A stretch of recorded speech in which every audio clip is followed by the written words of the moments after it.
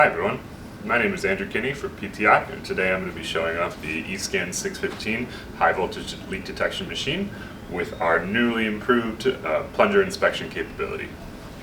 The plunger inspection module is optional add-on to any existing 615 holder. It just attaches to the end here and then has a manual toggle there to slide into the plunger.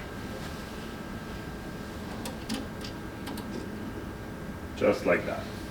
If you've watched any of our previous videos, you'll be aware that the 615 is one of our newest machines that was developed as a more user-friendly and ergonomic alternative to our existing 655 high voltage leak detection machine.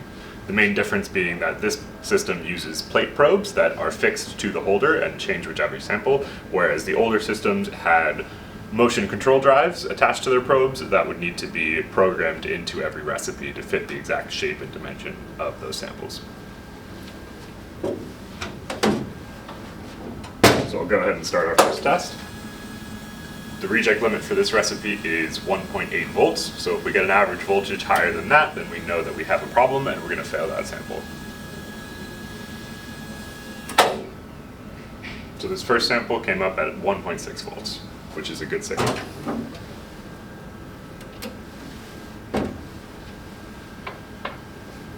We'll do two negative controls just for a little bit more information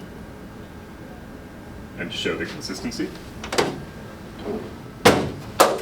Changeovers between samples is still very, very quick. We just open up this lid, slide out the plunger, take out the old sample, put in the new one, and then slide the plunger detection probe back inside. 1.65 for this one, so only half a volt of separation, which is very good and consistent for negative controls.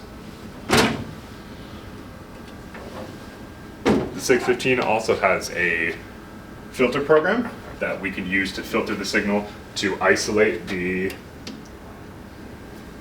voltages that we're most concerned with based on the application. This is particularly useful for more noisy signals and difficult applications. In this case, we've just got no signal, no filter applied, so it's just the raw data itself. We've got three different types of defects that we're going to run. We've got two that are just wire pulls of different size. So there's a wire actually stuck into the plunger, in between the plunger and the barrel. With two different diameters of wires for the two different defect types, and then a wedge cut, which is just a gross defect cut through the stopper itself. So our first sample comes up at 2.5 volts, well above our reject limit, and with about a full volt, a little bit less than a full volt of separation from our negative controls. Second defect type is again also a wick just put between the barrel and the stopper, just a slightly larger diameter wick.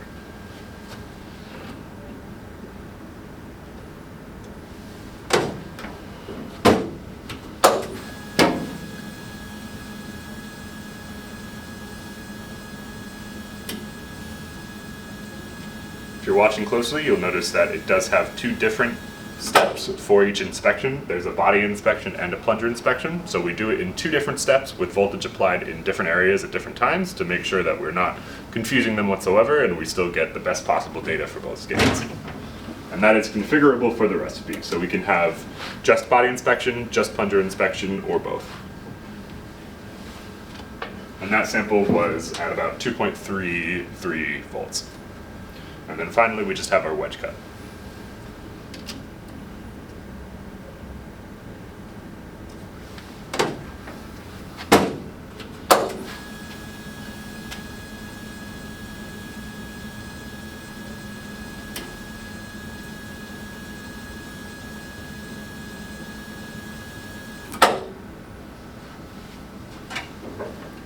And so the wedge cut also comes up at about 2.5 volts. And if you're familiar with leak detection testing in general, you might be wondering, why didn't the gross leak, the largest leak, show up as a different signal? Or in general, why did all of our positive controls show up with a similar signal range? And the reason for that is that unlike pressure differential based technologies such as vacuum decay or pressure decay, high voltage leak detection, the signal that you receive does not directly correlate to the defect size. As long as we get voltage into the product, we might get a pretty similar signal, because all we're looking for is that increase in voltage when the voltage runs through the product itself, as opposed to just running around the outside of the sample. So that's actually a relatively expected result. This has been plunger detection on the 615. Thank you.